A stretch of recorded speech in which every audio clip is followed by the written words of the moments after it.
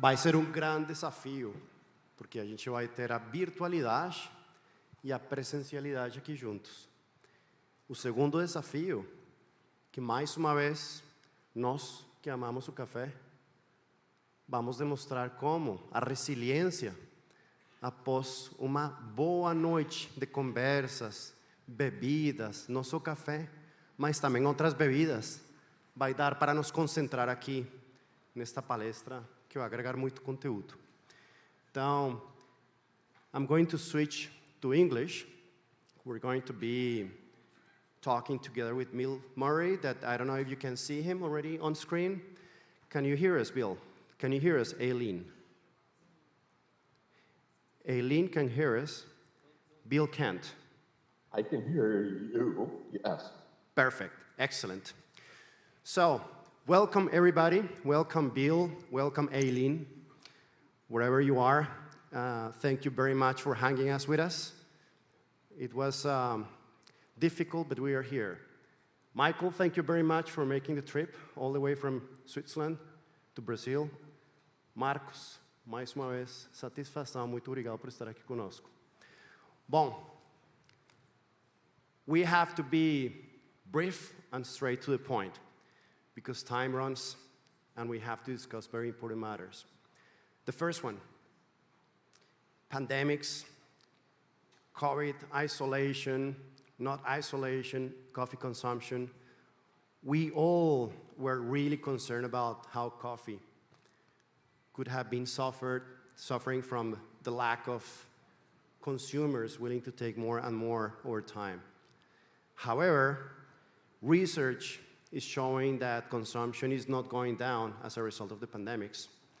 And actually, there are good signals that our coffee beverage was resilient once and again. Bill, as the CEO of the National Coffee Association of the US, could you share a little bit with us the latest on research that you and the association released some time ago about coffee consumption? Can we learn something from that?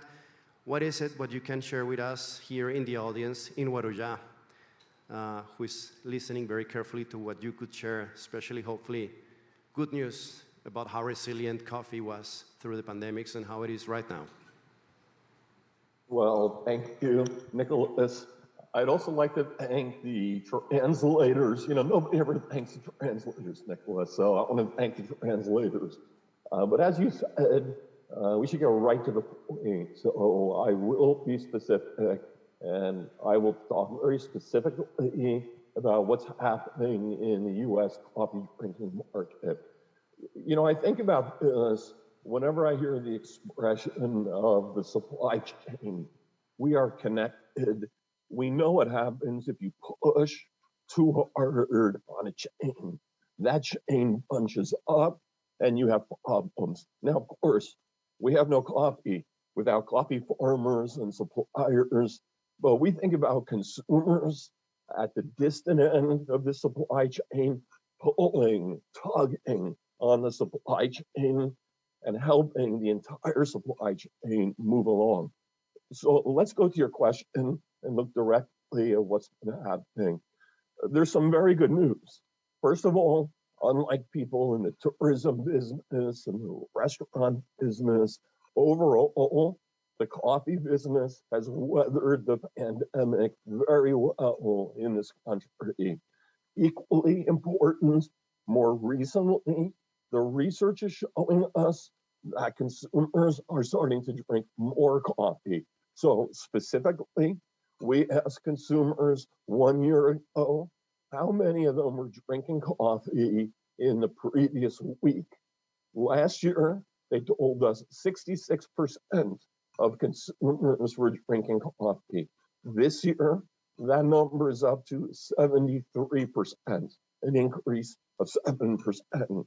So the good news, coffee never suffered like other sectors, and we're seeing an increase or a return to more traditional and more typical drinking patterns. Now, of course, when you start to look more specifically at the market, some of the things that we all know are reflected in the research. Consumers started drinking more coffee at home. There's good news here also. Consumers in the research, they tell us that because they're home, they're more willing to purchase new coffee equipment, to make a bigger investment in that equipment, and to try new types of coffee, new brands of coffee, and to experiment. So this certainly creates opportunities. On the one hand, our away from home business suffered, but on the other hand, consumers are willing to do new and different things. So it's really that away from home work, the working environment, the restaurants, that's the crucial area where one of the big questions is right now. About a year ago, 4% fewer people were drinking coffee away from home. You know, I'm here in New York. If you look at the research, only about 35% of office workers have come back to their offices. And when they do come back, they're only here about 3 days a week on average for each individual person. So for those companies that are servicing the office market, there's still an opportunity, although we've seen an increase, to understand where they can start to rebuild their business or service consumers. So that certainly is an issue that is still in transition away from home and the working environment. It's increasing, but it's not back to where it was. The other issue, which is still in transition, is ordering online and the drive-through market. You know, Nicholas, many years ago, when I was at the university, many years ago, I used to work in a restaurant. And ever since then, I've had an interest in what happens in restaurants. If you go into a coffee shop and you look at what's happening, don't just grab your coffee and run away. Look at what's happening. The job of working in a coffee shop in this country is more complicated than you can possibly imagine. People are walking in, they're ordering from computers, they're walking through the drive-through, they're walking to walk up windows, and there are more types of beverages than ever before. My point here is that when people were worried about their health, their safety, online ordering, drive-through ordering, walk-up ordering, these less contacting types of methods went up very high. Now, they have subsided, but not back to where they were pre-pandemic. So a big question remains, what does this mean for the away from home market, consumers, and the money that they're willing to spend on coffee? And that brings me to really my last point here. There's a lot of optimism about how the coffee market here in the US has withstood the pandemic, some of the transitions that we're seeing, which create as many opportunities as pressures on companies. But the big issue right now is inflation. Just yesterday, new inflation numbers were released. Inflation receded about 0.2 of a point. In other words, annual inflation has dropped from over 8%, it was 8.5%, to 8.3%. You mentioned the research. When we research consumers every year, coffee drinkers, one of the questions that we ask them is, how do you feel about your own personal financial situation? And the numbers that we're starting to see in this research are a bit troubling. Ironically, if you go back just about a year, in the middle of a pandemic, only 12% of coffee drinkers told us that they were really worried about their financial situation. The last time we did this survey, just about 2 months ago, 22% of coffee drinkers told us that they are worried, deeply worried about their financial situation. This impacts many different things. It is unlikely overall to greatly change the amount of coffee that people are drinking, but they may be more likely to switch to cheaper coffees, to not go out to a restaurant as they used to. And even as we talk about things like certification of coffee, organic coffee, consumers will be conflicted. They will be caught between their values, what they care about coffee farmers, the environment, and their future, and their pocketbook, because they're going to be worried that specifically the cost of food and oil, these are the two key inflation drivers, are going to be pressuring them economically. So, as you mentioned, Nicholas, I know we don't have a lot of time today. I'm just going to recap very briefly. We have weathered the storm as the coffee sector. There are opportunities here. The work coffee, restaurant coffee, these things are coming back. But we need to be very careful to keep an eye on inflation and what that means in the months ahead.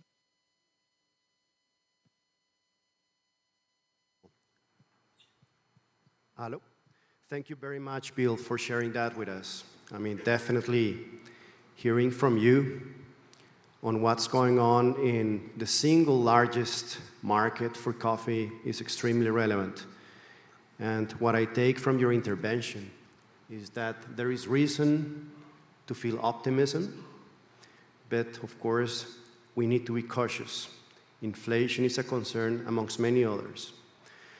Jumping into regulation, we have gone through a season of shipping restrictions, inbound logistics, coffee and health.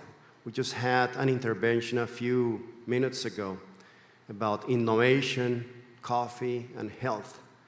But of course, the day of today is always a reminder that coffee does not grow in the Northern Hemisphere, and that regulation is there, and that we all need to do our part to help the regulators understand what is really needed to make our coffee trade better. So could you share a little bit with us some of that latest insight from the regulation standpoint of view, health, logistics, supply chain, etc.? Nicholas, this is a perfect question. We did not rehearse, but I feel almost as if we did, because your question is really so perfect. When I talk about regulation, many people in business, they immediately think regulations are a bad thing. These are restrictions, these are limitations on what we're able to do. Regulation is necessary, and it's not good or bad. It's a question of what the particular regulations are, because the truth is, we need some regulations. We need regulations to protect the environment, to create a system of contracts. We need law. So regulations are definitely necessary. The crucial issue here is the larger picture about what's happening. Politicians and the bureaucrats who make these laws and these regulations, they are not coffee experts. One day they are regulating shrimp, the next day they are regulating avocados, the next day they're regulating coffee. I like shrimp and avocados and coffee, but these poor government officials, they know nothing about any of these things. And so the risk is that with good intentions to create an orderly world, to protect our future, that they come up with ideas which in the abstract, they look good, or they sound good, or they're well-intentioned, but as a practical matter, they're disastrous or they're unhelpful. So let's talk first about something I know that's very near and dear to Brazil, the supply chain issues, the port issues, the transportation issues. We've all been suffering all around the world.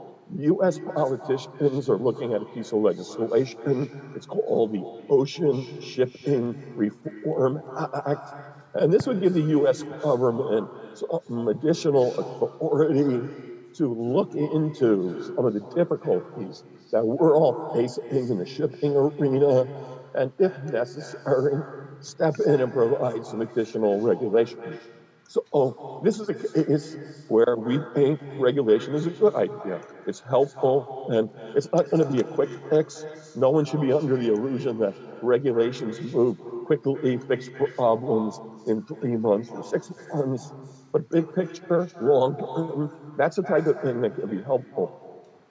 But at the same time, because of shifting consumer tastes, we are seeing more interest in politicians and coffee in every aspect. Our previous speaker, he talked a little bit how consumers no longer just want something that is cheap and tasty. Consumers want something that reflects their values. They care about the environment, they care about workers, they care about farmers, they care about the environment. And quite frankly, if you're a politician and you want to get elected, you need to reflect the interests of the people who vote for you. And if these are the things that people say they care about, then these are the types of regulations we're going to see more of. We're going to see regulations that are looking at deforestation. Of course, we're already seeing that in the EU, and I think my friend Eileen will be speaking about that shortly. I would say that generally in America, we tend to be more market-oriented. We tend to be more driven by consumers. So here at the Coffee Association of America, we are certainly watching all these things. There's one key takeaway. We're going to see a lot more of them. And I would just urge that everybody in the room, I know you're worried about your day-to-day business. You've got a crisis every day, you've got issues you've got to deal with. And sometimes these issues, they seem very distant, they seem very abstract, and they seem very theoretical. But everyone has to be involved, be aware of these things, and participate. And I'll leave this little section with one conversation about something that's very, very positive with respect to regulation. As you know, we do grow coffee here in America, not very much, but in Hawaii, Puerto Rico, and there's a little bit in California. Just in the last 18 months, coffee farmers in Hawaii have seen an explosion of coffee rust and the coffee berry borer.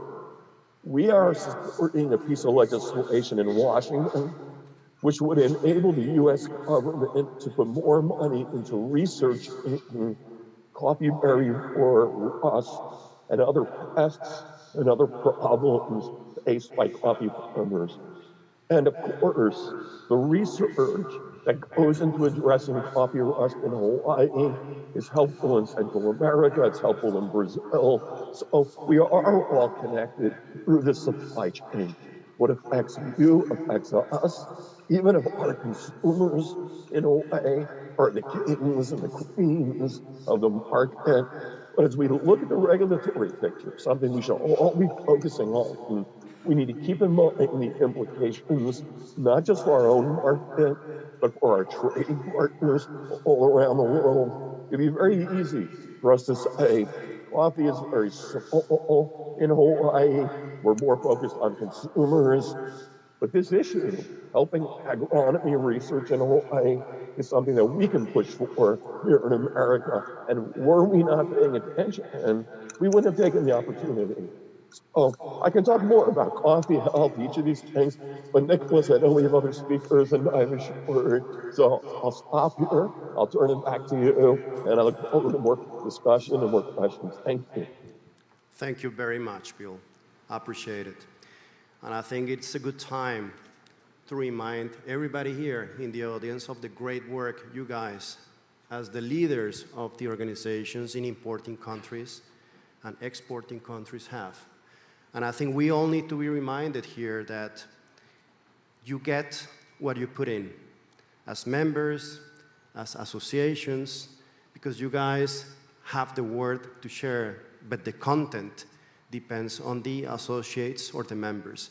So, Eileen, passing on to you, good afternoon to you, here from Guarujá, a little bit colder than usual, but we wanted to ask you about regulation, and we know that the European Union has been leading on that conversation. What can we learn? What can you share? And what is going to be the potential impact for all of us together in the room on what's going on from the European point of view? Thank you, Nicholas, and bon dia to everyone. I apologize, I can't go any further than there. So thank you to, firstly, I really would like to thank you, Nicholas, for organizing this roundtable, as well as the Santos Commercial Association, and of course the translators that are making this conversation possible. I wish I was there in person, even though you say it's freezing there. It can't be worse than where we are here right now. So looking forward to that in the future. Anyhow, in regards to your question, really pertinent and really building on what Bill was mentioning beforehand, the EU is currently taking a leading role for sure, and we can really see this since December in 2019 when they published the EU Green Deal, really building on the requirements that were coming from society to be greener in general. So this new EU Green Deal strategy, the real aim is to lead the EU into a path of prosperity and fairness, and to turn us into the first climate neutral bloc by 2050. A really ambitious objective that in principle is going to be implemented by different strategies, out of which we really would like to refer to two: the famous farm to fork strategy and the biodiversity strategy, which I'm sure you have all already heard of. So the two big issues or challenges that we can find in these two strategies, the farm to fork and the biodiversity, is the fact that they're specifically targeting, in a particular case for us, the use of pesticides. So they are referring to the need to reduce the use of pesticides by 50% by 2030. Another big challenge that we've identified is in regards to due diligence requirements for importing products from third countries such as Brazil. So going back to the need to reduce the use of pesticides, we really believe it's a challenge that affects the whole supply chain. So not only Europe, obviously, but also producing countries that are bringing their product into the EU. As a consequence, we are already seeing that there's a reduction in the renewal process of the number of active substances that are being renewed. And as a consequence, direct consequence, there is a reduction in the MRL values, the maximum residue limits for those products or active substances that are not being renewed. We've got a very clear example. This comes from January 2020, if I recall correctly, with chlorpyrifos methyl, which many of you are familiar with. There was a non-renewal, and as a consequence, the MRL was reduced to the default level of 0.01. Today, we've also got under revision two other active substances, such as clothianidin and thiamoxan. And what is very new for these two active substances is that for the first time, they're going to bear in mind environmental factors. So up until now, the risk was related directly to health issues, but now they're also introducing as a risk factor environmental factors. It's going to be a big challenge for us, and we really have to keep an eye out for it, because it could set a precedent, and we believe it could jeopardize trade in the future. And last but not least, another pesticide that is well known by everyone is glyphosate. As you're aware, we are looking towards a renewal or non-renewal of the use of the active substance at the end of this year. However, only a couple of days ago, we were made aware that EFSA's assessment that is necessary within the process will be delayed until July 2023. So therefore, we believe that the whole process will be postponed for another year. So therefore, the active substance will be usable in the EU at least until the end of 2023, and then they will follow up with the discussion. So as a result, the renewal of the MRL, the maximum residue limit, will also be postponed for this 12 months. And then so we were highlighting two risks that we see from the Green Deal, or two challenges. One would be the reduction of those pesticides, and the second one would be directly related to due diligence requirements. So we're talking about the deforestation new regulation, or also the corporate due diligence requirements that are being introduced.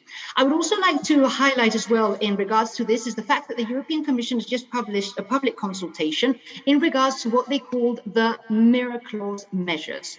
So these measures aim to ensure the reciprocity in trade standards. So therefore, all standards that are required for producing a product in the EU would be automatically required for those products produced in a third country, trying to enhance the protection of the health and the environment within the EU, and always, in theory, in compliance with the WTO. But we do see it as a challenge. It's very difficult to be able to conceive how an implementing measure that works in the EU can actually also work in the 70 plus producing or coffee producing countries in our case. So we should also keep an eye out for that. And then last but not least, I would really like to highlight that we need to act collectively. So as the European Coffee Federation, we monitor these legislations, but we really believe that we can gain further traction if together with producing countries, very active ones such as Brazil, we can make the European Commission aware of the need of introducing regulations that affect third countries, for these to have an approach that is really thought through and also very, very pragmatic. So what we really need to enhance is the need to ensure that these new regulatory procedures, new requirements, create a level playing field, because if we have fragmented approaches, then this will only result in regulations that cannot ensure the final objective and also can lead to unfair competition. Secondly, we also believe that all these new proposals need to be risk-based and proportionate, so proportionate to the size of the companies and also proportionate to the level of risk. We really need to focus on what is important and not try and ensure the same risk or the same requirements for absolutely everything. So from a methodological point of view, we really need clear definitions, we need a clear criteria and a clear methodology in all cases.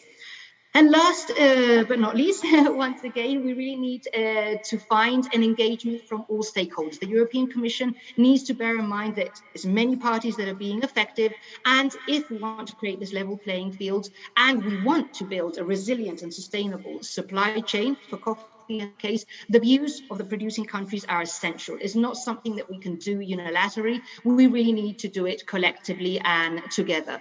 So I think the European Commission is aware that producing countries are obviously doing their utmost to be able to adapt, and it's incredible the different examples of how you are even going beyond the requirements in many cases, but we need to make them fully aware that when we talk coffee, we talk about 12.5 million farmers, out of which 85% are cultivating plots of land that are below 2 hectares. So therefore, their intention of us going tomorrow to promote all these new requirements is not feasible. We really need time to be able to adapt, and it has to be in a coordinated and also in a sensible way. So here's where we really appreciate the collaboration of countries such as yourself and be able to raise this awareness to the EU authorities. Thank you. Elaine, thank you very much for sharing all that with us. For Brazilians, for coffee producers everywhere, for coffee exporters and for the trade, trying to understand what comes on in terms of legislation to make sure that regulation works in favor of the trade without, of course, forgetting about the priorities of why those new pieces of regulation need to exist is extremely important. And again, it is our collective work to make sure that we sensibilize all regulators on what is coffee, what is relevant, and how we can make something to properly work rather than work against us in the coffee trade. So thank you very much for that. We have heard from Bill, who is in the largest single market for coffee. We have heard from Eileen, thank you very much, in terms of the EU and the regulation. We all know that the EU has a lead in terms of regulation, and normally what happens in the EU has a big influence in the world. But now, Michael, I would like to ask you, as you represent and you come from a country that has so much importance in terms of the concentration of buying, the influence of the buyers, that is Switzerland. What can you share with us in terms of the Swiss position, specifically about the EU Green Deal, the due diligence? What can we learn from you? Bom dia a todos. Primeiro, muito bom dia estar aqui depois de 4 anos, Covid, tudo, e agora eu vou mudar a língua para inglês. So Switzerland is a landlocked country of only 8.5 million people. It's one of the largest commodity trading places in the world. All the large trading companies are having a base in Switzerland. It's a very important sector for the overall economy. It's more than 10% of Swiss GDP. And we are always thinking in Switzerland about green coffee trade. The trading companies represent about 60% of globally traded coffee. And if we look also on the finished product side, Switzerland is a large exporter of finished products. The value is 2.5 billion Swiss francs, which is almost equal to a dollar, just to mention. So on the legislative side, Switzerland is, of course, not part of the EU. There's an association or an association agreement to take over legislation from the EU. But the Swiss, they are smart enough to say, we take only the good things and we push back the less good things. So where do we stand in terms of due diligence? We had a public referendum. I don't know whether you're aware with the political system in Switzerland. So people like me, we are going to vote basically every 2-3 months on topics which impact society, politics, and so on. So it's direct democracy. In 2020, we had a referendum on the Responsible Business Initiative. It's just another word for due diligence. And the Swiss people voted in favor of the government's proposal to implement due diligence measures in the area of human rights and child labor. That's the key focus for the moment. Like Eileen said, proportional to the size of the companies, the law was designed to cover large corporations and not necessarily smaller coffee traders. Then the government said we are having high-risk sectors, like they started with cocoa, and no wonder they switched also to coffee. And we, as a coffee sector, all companies will be required as of 23 to report due diligence measures across the supply chain, human rights, and here we are talking for the moment only human rights and child labor. So there needs to be a proof.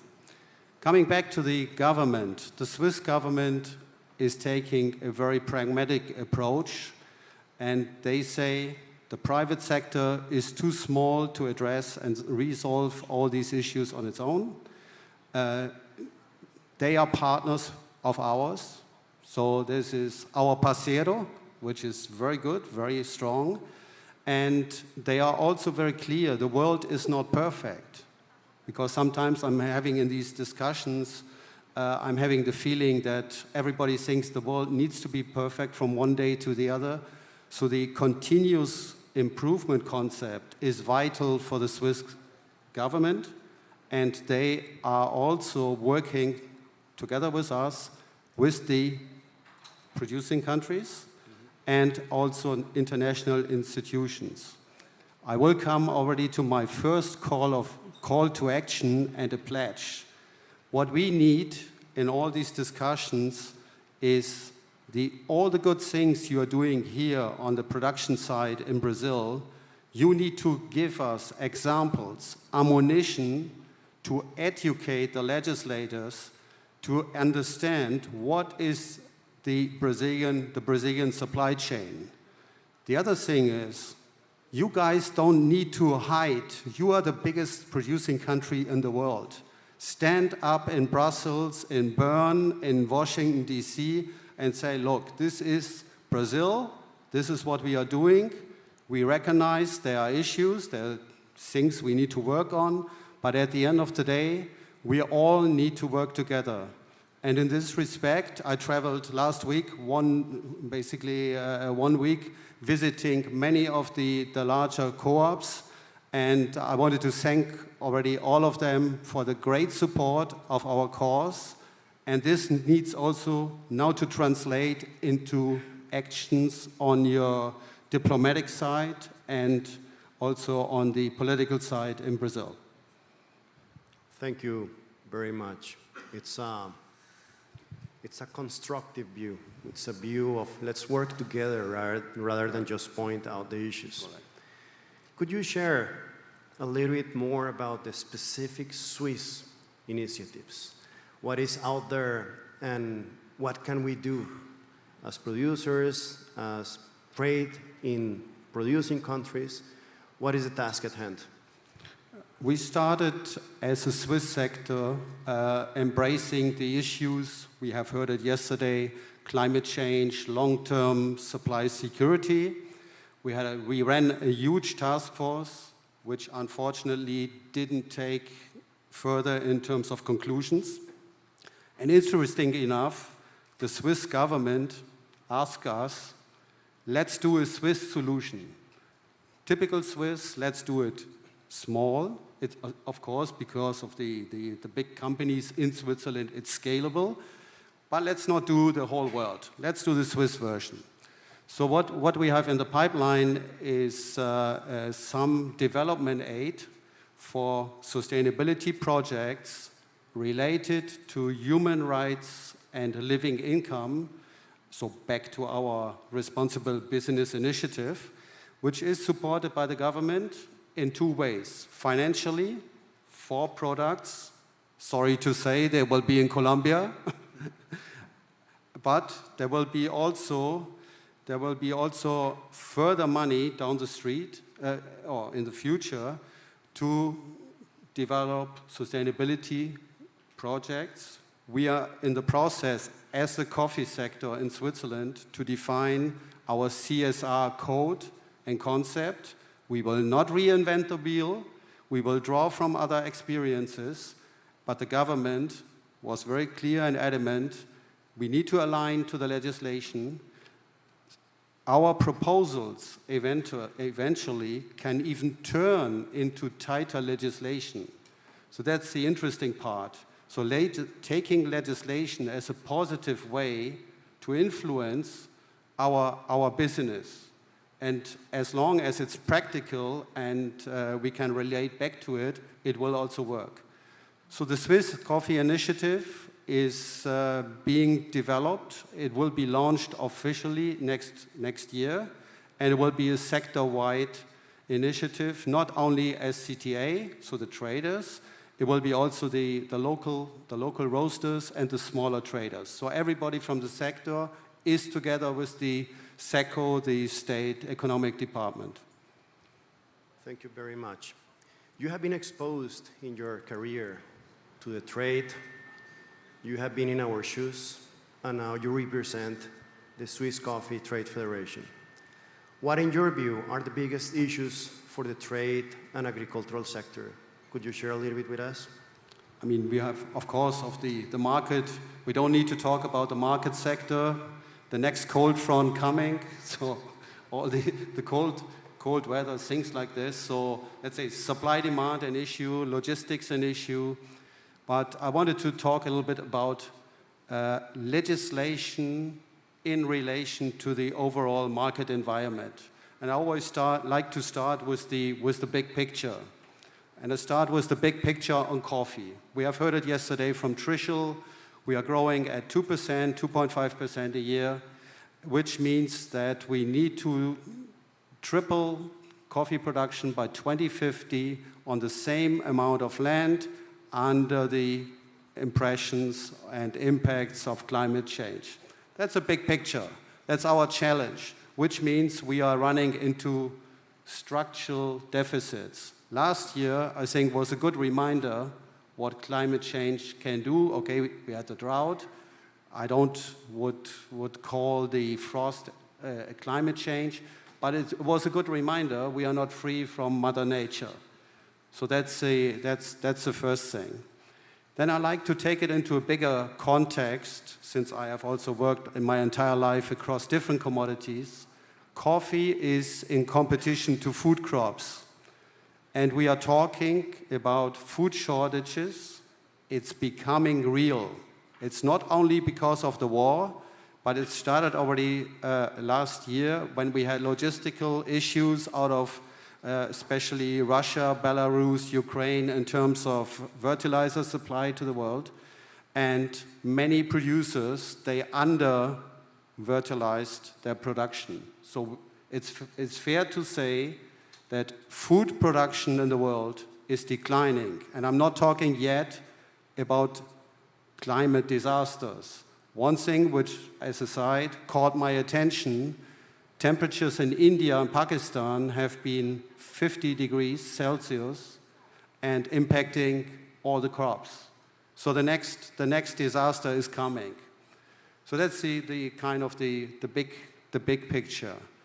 Again, legislation is an opportunity for us to work closely with the government. On our side, I'm very pleased the way it's working. And I'm also very pleased after this week in Brazil how receptive the producers are to concretely support and educate. And again, I'm returning to my pledge. Help us to go back to the legislators, to the politicians, explain what is Brazil, who is Brazil, and why coffee production matters in Brazil, and you will be always the #1 producer. Thank you very much for your comments. And whilst that disaster is not yet happening, let's keep enjoying our coffee. We have one day at a time. So, Marcos, você, como Café, uma entidade, desculpa aqui falar em interesse próprio, mas uma entidade que tem feito um trabalho belíssimo, representando os exportadores e o setor como um todo. Nós temos escutado hoje de Bill, de Eileen, de Michael, os desafios são grandes. Quais são os nossos aprendizados, que o que a gente poderia compartilhar aqui na audiência, que o que Café está fazendo, que o que poderia ser feito e como juntos somos mais fortes. Olá a todos. Bom dia, agora está bem. Bom, uma satisfação estar com todos após esse longo período. Bill e Aileen, mesmo que remotamente, e Michael aqui conosco. E Nicolás, você tem muita propriedade em dizer sobre o Café, porque você realmente, como presidente do Conselho, tem nos ajudado nesse período todo. E nós realmente aumentamos essa interação com as entidades globais. Desde o ano passado, as novas regulamentações que ocorrem, citamos aqui o desmatamento, a importação ilegal de commodities ligadas ao desmatamento ilegal. Temos outras no âmbito da União Europeia, como a responsabilidade corporativa, numa etapa um pouco atrás, Reino Unido também da mesma forma, e, por nossa surpresa, outra consulta pública, no finzinho de abril, também sobre sistemas alimentares no âmbito da União Europeia, que afeta também os países que exportam alimentos e produtos agropecuários. Enfim, como a gente tem feito? Bom, desde o ano passado, nós temos informado o nosso Conselho e tentando ao máximo possível interagir com as entidades globais. Existe um GT, né, nosso grupo de trabalho, que envolve NCA, European Coffee Federation, Swiss Coffee Trade Association, e Michael está aqui nos ajudando a fortalecer esse GT, que o segmento de café, os exportadores, eles mais rapidamente sentem as preocupações e as dores dos desafios, mas isso afeta em cheio a produção. Então, trazer todos esses segmentos para a gente ter uma estratégia como o Brasil. Quando a gente fala de desmatamento ligado à importação de commodities, tem muitas questões a ser debatido. Nós, primeiramente, em todos os fóruns, sempre defendemos o nosso compromisso, a nossa sustentabilidade em todos os pilares, em tempos de ESG. Temos aprimorado os nossos compromissos, ampliado as nossas ações. Haja vista os painéis de hoje, que vamos falar, por exemplo, de carbono, um painel muito interessante. Então, do nosso ponto de vista, é importante que haja reconhecimento e que a gente também saiba comunicar essas ações. Porque, do ponto de vista da regulação, nós temos questões que nos preocupam, questões fundamentais. Vamos começar, por exemplo, pela legislação de cada país. O Brasil tem um Código Florestal, que completa agora em maio 10 anos. Pelo código, e o produtor tem dado exemplo de preservar acima, muitas vezes, do especificado pelo código, mostra que nós temos um ativo muito grande. Só nas regiões produtoras em Minas Gerais, que o café é predominante, mas também ali envolvida com outras culturas, nós temos 1,25 vezes o tamanho da Suíça de áreas preservadas. Estávamos levantando para mais regiões do Brasil, sempre acima de 20% a 25% de áreas preservadas de cada estado produtor em áreas privadas, né? É uma área que o produtor reserva, que ele tem que tomar todos os cuidados, e há um estoque de carbono, de biomassa e de biodiversidade. Então, nós levamos essa informação. E é interessante aqui destacar, nós tivemos uma reunião há algumas semanas, todos aqui estavam presentes, com 2 representantes da Comissão Europeia, a Astrid, eram 2 diretoras da Comissão Europeia. E os países produtores, mas também outros segmentos presentes, colocaram suas preocupações. E quando o Brasil fez uma indagação, nos gerou até mais dúvidas, porque uma resposta foi: o Brasil, o café brasileiro não está ligado ao desmatamento. De fato, nós já compartilhamos documentos, também produzidos no âmbito da União Europeia, para nosso conselho, que mostra que, no caso do café, existem outros países que estão nesse ranking. E todos podem acessar esses documentos, eles estão abertos, né? Nós temos lá Vietnã, Honduras e Costa do Marfim elencados, mas o Brasil ele é citado com as outras commodities em níveis alto de risco, porque o risco de desmatamento ele é dividido em 3 categorias, alto, médio e baixo, e a rastreabilidade total está preocupada para níveis mais altos de riscos. Então, a pergunta é, nós temos um índice nacional que aí realmente prejudica o fluxo do comércio, nos causa um monte de problemas e até exclusão social, porque existem outras regiões no Brasil que a gente realmente deve enfrentar certos problemas, ou nós estamos falando de uma regionalização, de uma análise por commodity, e a gente pode trabalhar sem restrições ao fluxo, com inclusão social. Esse é um ponto muito relevante. Documentos estão abertos, e eu percebi que poucos conhecem esses documentos. Graças a esse esforço que o Michael tem feito, de conversar com todos também, a gente percebe que poucos têm acesso a esse documento, e a gente fez um caminhamento maior dessas informações. Nós temos outros pontos também que a gente deve discutir aqui, que a Europa criou a Lei Geral de Proteção de Dados, regulamentado no Brasil e em tantas partes do mundo. Então, imagens de satélites, porque a questão do desmatamento usa uma regra de corte, 31 de dezembro de 2020, ou seja, análise a partir de 1 de janeiro de 21. Mas as imagens de satélites sequenciais, que demonstra ali a infraestrutura do produtor, uma dinâmica do dia a dia da fazenda, com as coordenadas, com a posição, como isso é gerenciado? Porque nós temos no Café projetos dessa magnitude, com plataformas fechadas, respeitando a Lei Geral de Proteção de Dados, porque é algo muito sério. Você desenvolve ali um monte de informações que são considerados dados sensíveis, e as legislações são muito amplas e muito claras sobre isso. Eu acho que isso ainda não está esclarecido. E olha só, a gente exportou em 2021 40,6 milhões de sacas. 50%, arredondando, foi para a União Europeia. 21% são cafés diferenciados, cafés com alta qualidade, com selo ou norma de sustentabilidade ou Soft Rainforest, Fair Trade, são centenas de milhares de sacas. São números importantes e fortes. Então, existem aspectos na certificação que é o custo, o tempo investido e o prêmio. Quando nós falamos no acesso ao mercado com a rastreabilidade total, tendo a certificação como pilar dessa estratégia, é para acesso de mercado e o que acontece com toda essa estrutura que hoje existe de custos, de investimentos e prêmios. Nos nossos cafés diferenciados, a gente demonstra um diferencial, se não me engano, ano passado, de 45%. Ele oscila de relatório para relatório, que o Café publica de acordo com os dados do certificado de origem OIC. Então, da nossa parte, vamos continuar a participar dessas ações, dessas reuniões, dialogar com a comissão, interagir cada vez mais com as entidades globais de café e, por que não, fazer uma consulta formal à União Europeia, aproveitando aqui todos os presentes, interagir todos os segmentos, para esclarecer para nós. Sabemos que tem um relatório para ser votado, com mais de 1000 emendas, o processo ele é complexo, acredito que ninguém tenha respostas claras, mas vamos fazer essa consulta formal de uma forma conjunta e reafirmar que, nesse período, o Brasil tem só aumentado as ações de sustentabilidade. Falamos de conectividade rural, o produtor informado e-learning, usando as plataformas digitais, o balanço de carbono aqui já mencionado, estamos falando de água, estamos falando de empoderamento feminino, então, tantas ações legislações que são importantes devem fortalecer essas ações e não causar preocupações contra o fluxo do comércio. Muito obrigado, Marcos. O Café é um atuante muito importante no IPA, o Instituto Pensar Agro, que é o braço técnico do Frente Parlamentar para o Agro. Nós, como Café e você, Marcos, em representação de todo o time, dos exportadores, tem levado aquela imagem do Brasil que dá certo, o café. Que poderíamos compartilhar aqui com a audiência sobre esse trabalho conjunto como IPA aqui no país?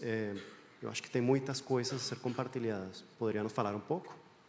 Sem dúvida, Nicolas. Os desafios são grandes, vão além do café, e o agronegócio brasileiro, tão importante para a economia brasileira, tem que se organizar. Então, o Instituto Pensar Agro é uma entidade que congrega as 48 organizações do agro, praticamente lá os 26% do PIB brasileiro, de alguma forma está representada com a produção, com a agroindústria, com a exportação, e lá, com as nossas diferenças, com as nossas pontos em comum, a gente busca todos os alinhamentos. Existem diferentes estratégias no âmbito logístico, tributário, de comunicação e promoção da imagem, que, juntamente, a gente tem os benchmarks, exemplos excelentes que temos usado no café. Vimos a carne, o açúcar e o etanol fazendo ações em vários países. Isso também nos inspira, a laranja da mesma forma, e um ajuda o outro. O café também hoje é benchmark dentro do Instituto Pensar Agro para uma série de ações, principalmente do nosso pilar de sustentabilidade, aqui pela responsabilidade da Silvia Pisol. Da mesma forma, a nossa parte de bancos de dados, que está aqui da responsabilidade do Eduardo Heron. Então, a gente tem o nosso trabalho muito proativo lá dentro, coordenando, inclusive, comissões. Mas uma coisa proativa, muito importante de se mencionar, é trazer a diretora-geral da OMC, a Organização Mundial do Comércio. As entidades do agro que agora estão acordando para esse tema, vamos dar aqui o exemplo da soja, que metade do farelo exportado tem como alvo a União Europeia, é um mercado extremamente importante para a agroindústria da soja. Eles estão dando atenção nesse momento para esse debate.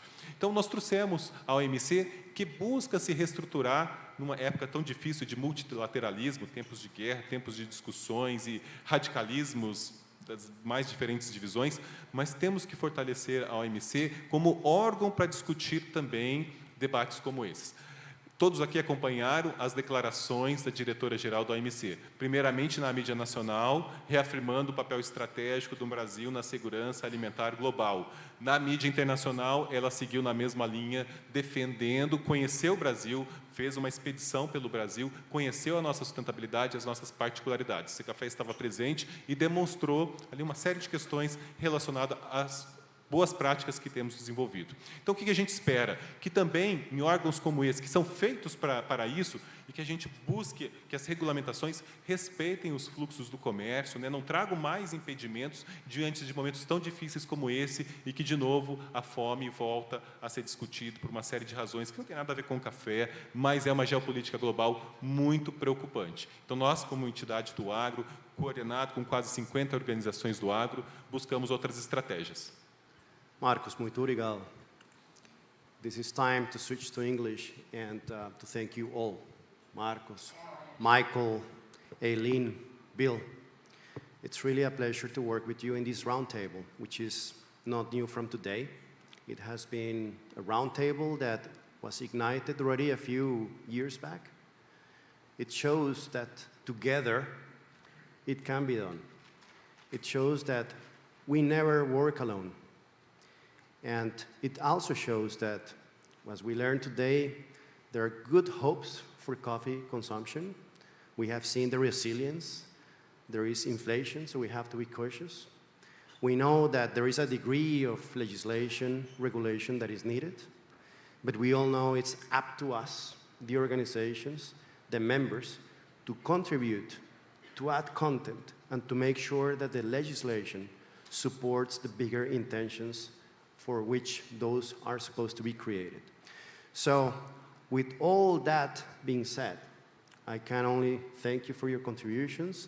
I think our time is running up right now, but I am sure that in the respective organizations, you will be happy to host any question, answer any important question that the audience may have. For now, thank you very much for being here with us, and let's take it forward. Let's be happy for our coffee resilience, and let's keep enjoying the conference, which is a little bit colder than usual, but it is what it is. So, thank you very much. Muito obrigado. Vamos lá?